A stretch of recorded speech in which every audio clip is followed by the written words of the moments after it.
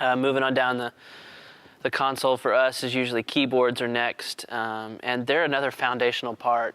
A lot of times the keyboard players will play pads, or the organ will be another foundational part. And a lot of times for me with keyboards and stuff, I don't tend to compress them too much. I kind of get the keyboard where I want in the mix, and then I set the compressor, and then I'll put a pretty hard, ratio on it, and it acts more like a limiter in case he hits a patch that kind of catches me off guard.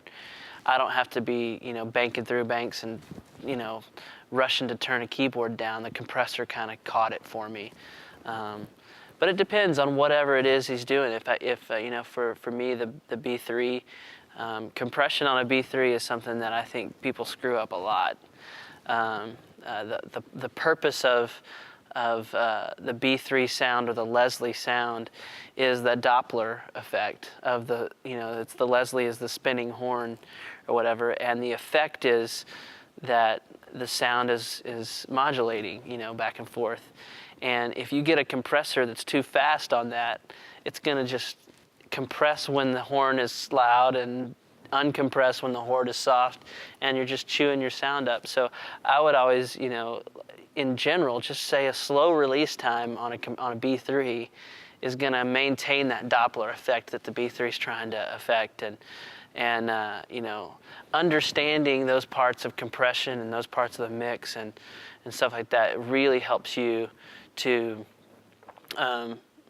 not screw things up. I mean, we've got so many knobs out there, and a lot of times it's better when we don't have those knobs. And just trying to, you're the go-between between the musician and the audience, and you want to be by far the most transparent piece of the mix. You want to make what they're giving you better, so that the audience has a better experience. And if you can't, then don't. Don't mess with it.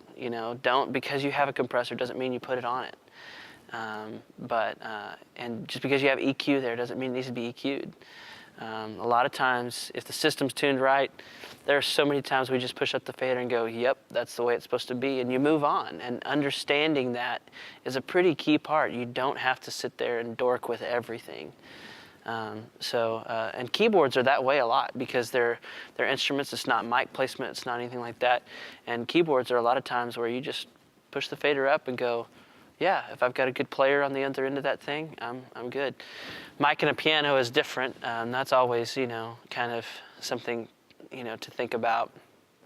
I've always struggled. Like I said before, my brother is a concert pianist, and I've actually done several recordings in the studio with him, open lid concert piano, like as pure and classical as it can get, and try to get good tones out of a piano.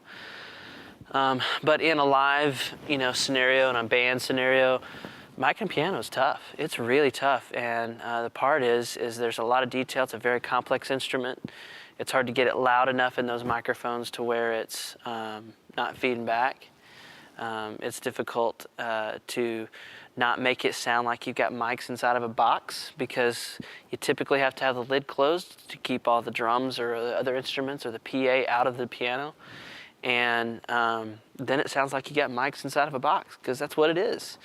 And a piano is a large instrument, and you're trying to get it into this little bitty condenser head or whatever. Even if it's a large diaphragm condenser, there's a lot of sound to capture there, and most of the sound of the piano that sounds great is when you're 6 or 7 feet back from the piano, and you can hear the whole piano and not just the strings of it. So it's hard to get a mic there.